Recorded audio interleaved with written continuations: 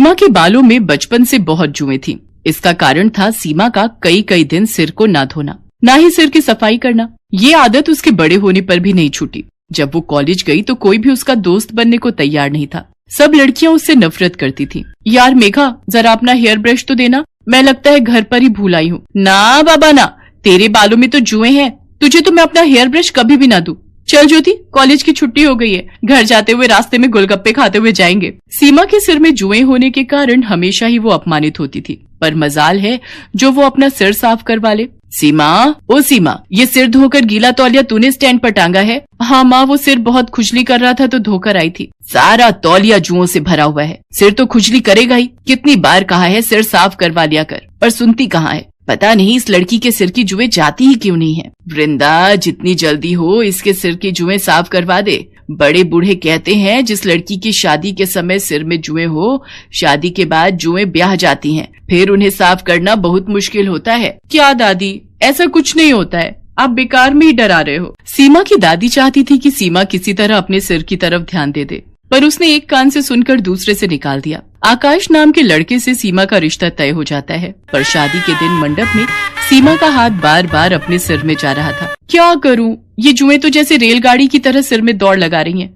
जुड़ा होने के कारण उन्हें रेंगने के लिए जगह जो नहीं मिल रही होगी। अरे मत घूमो। सीमा, आकाश, एक दूसरे के गले में जयमाला पहनाओ। क्या हुआ सीमा, तुम बार बार अपने सिर में खुजली क्यों कर रही हो? वो पता नहीं, मेरे जूड़े में लगी पिनें चुभ रही हैं। कितनी बार इसे बोला था अपना सिर साफ कर ले, नहीं तो जुएं खुजली करेंगी, पर ये लड़की मेरी सुनती कहाँ है। अब शादी के बाद किस किस से छुपाएगी। सीमा की शादी हो जाती है, पर वो अपने सिर को हमेशा घूंघट से ढक कर रखती थी। सीमा बहू, तुम सचमुच बहुत संस्कारी हो, पर हमारे यहाँ सिर ढकने की कोई जरूरत नहीं है। हम अपनी बहुओं से पल्ला नहीं रखवाते। माँ जी, मुझे सिर पर पल्ला रखना अच्छा लगता है। सीमा जब अपने कमरे में जाती तो आकाश के सो जाने के बाद वो सिर को बुरी तरह खुजाने लगती। वो बाथरूम में खड़ी होकर अपनी जुओं वाली कंघी से सिर को काटने लगती, जो उसकी माँ ने उसे छुपाकर पर्स में रखने को दी थी। 2-3 दिन तक तो ठीक रहा, पर एक दिन आकाश अचानक चिल्ला उठा।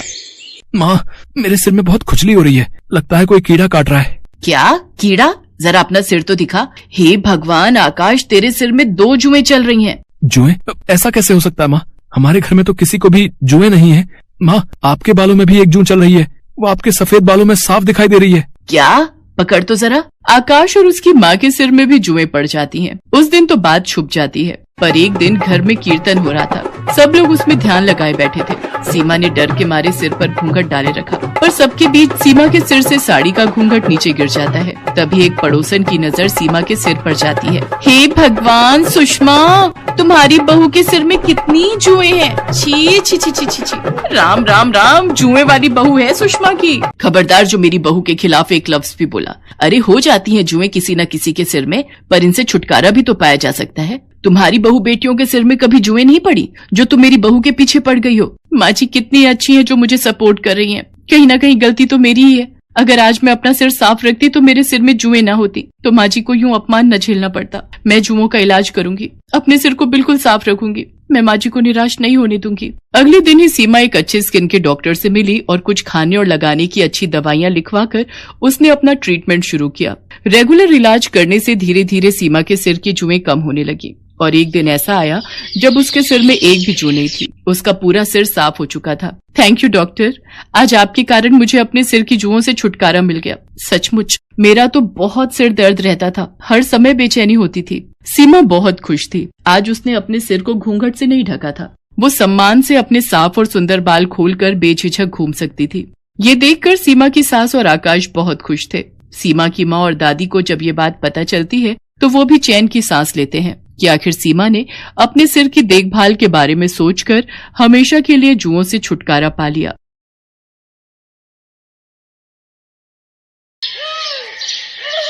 प्रिया शादी करने के नाम से डर रही थी और बार बार अपनी मम्मी से एक ही बात कह रही थी।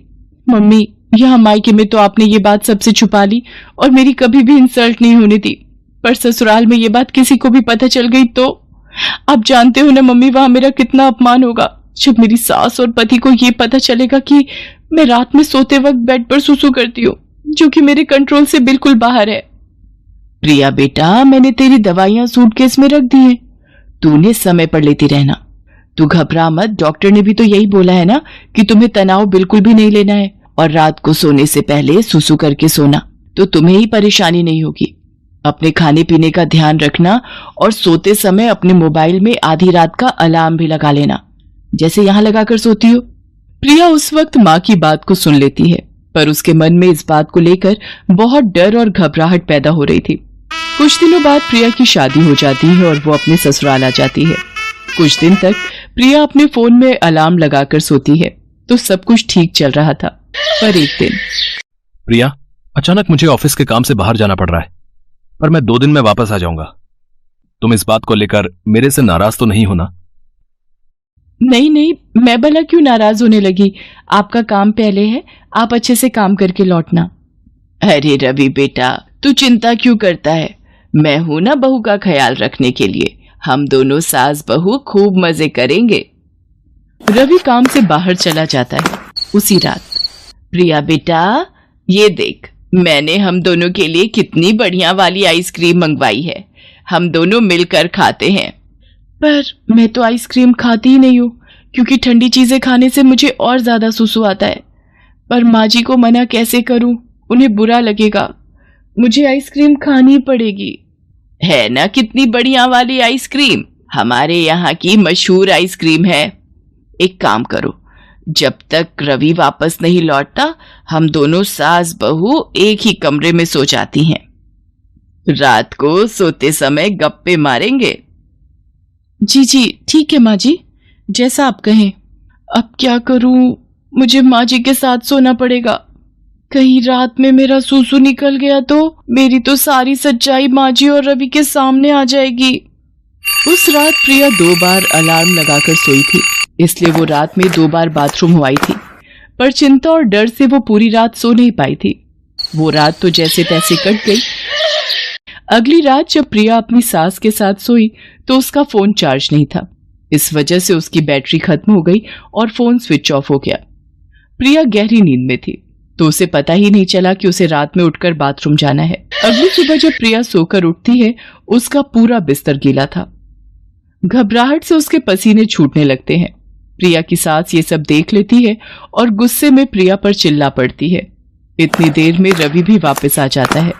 रवि बेटा, हम बेड पर सूसू करने वाली बहू ले आए हैं। मुझे तो सचमुच इसे अपनी बहू कहते हुए शर्म आ रही है। दुनियादारी और समाज में किसी को भी पता चल गया तो सब लोग हम पर हंसेंगे। अब मैं इसका क्या करूं? इसके माँ बाप ने भी हमसे इस बात को छुपाया, और तो और इसने भी हमसे इतनी बड़ी बात छुपाई। मुझे तो कुछ समझ में नहीं आ रहा है। मैं तो कहती हूँ इसे अभी के अभी इसकी माँ के घर भेज दे। अब तू ही इससे बात कर। माँ, मैं ये बात जानता हूँ। मुझे पता है कि प्रिया को रात में बेड पर सूसू करने की आदत है। क्या? तू ये बात जानता है और तूने ये बात मुझसे छुपाई? आते ही बीवी का गुलाम हो गया। रवि इस बारे में जानते थे, पर उन्होंने मुझसे इस बात के बारे में पूछा भी नहीं और गुस्सा भी नहीं किया। पर रवि को ये बात कैसे पता चली? मैं तो रोजाना अलार्म लगाकर सोती हूँ। माँ, ये बात मुझे उस दिन पता चली जिस रात प्रिया बहुत गहरी नींद में थी। अलार्म मैंने ही बंद किया था। तब मैंने देखा प्रिया के आसपास बिस्तर गीला हो रहा था। मैं उसी वक्त समझ गया था। प्रिया, तुम्हें याद होगा जब उस दिन तुमने मेरे उठते से ही बेडशीट चेंज कर दी थी ताकि मुझे पता ना चले। माँ, प्रिया की नजर से सोचो, वो खुद इस आदत से कितनी शर्मसार होती होगी। शायद ये कई रातें सो भी नहीं पाई है। माँ, आप जानती हो इस आदत की सबसे बड़ी वजह तनाव है। आप तो खुद कहती हो किसी भी बीमारी की सबसे बड़ी वजह चिंता होती है। और माँ, हम कितनी बीमारियों का शिकार होते हैं, पर उन्हें ठीक करने के लिए इलाज के साथ साथ हमें अपनों के सहयोग की भी तो जरूरत होती है। तभी तो हम बीमारी से लड़कर ठीक हो पाते हैं। माँ, इस वक्त प्रिया जिस जगह खड़ी है शायद हम दोनों उसका अंदाजा भी नहीं लगा सकते। इस वक्त प्रिया को हम दोनों के सहयोग की बहुत जरूरत है। अच्छा माँ, एक बात बताओ, अगर यही आदत मुझ में होती तो फिर तुम क्या करती? मेरे ठीक होने में मेरी मदद करती या फिर मुझ पर गुस्सा करके मुझे घर से निकाल देती? माँ, अगर आप प्रिया को इस घर में नहीं रख सकती तो मैं प्रिया को लेकर कहीं और चला जाऊंगा। रवि की बातों को सुनकर प्रिया की आंखों में आंसू भर आते हैं और वो रो पड़ती है। सचमुच रवि एक अच्छा पति होने के साथ साथ एक अच्छा इंसान भी था। मुझे माफ कर दे बेटा, तू ये घर छोड़कर चला जाएगा तो मैं किसके सहारे रहूंगी? मुझसे बहुत बड़ी गलती हो गई प्रिया बहू, मुझे माफ कर दो। मुझे तुम्हें समझना चाहिए था, न कि तुम्हारी कमी को ढूंढना चाहिए था। एक माँ होकर भी मैं तुम्हारी परेशानी को समझ नहीं पाई। नहीं माँ जी, आप मेरी माँ हो और माँ कभी अपने बच्चों से माफी नहीं मांगती। मैं सचमुच कितनी भाग्यशाली हूँ जो मुझे पति के रूप में रवि और माँ के रूप में आप मिले। प्रिया अपनी सास के गले लग जाती है। ये देखकर रवि भी बहुत खुश होता है। प्रिया अब रात में तरल पदार्थ ज्यादा नहीं लेती थी और समय पर सोती थी। प्रिया रात में कभी अलार्म से ना उठ पाए तो रवि उसे उठा देता था ताकि प्रिया को रात में कोई परेशानी ना हो। प्रिया की सास और रवि प्रिया को खुश रखते थे।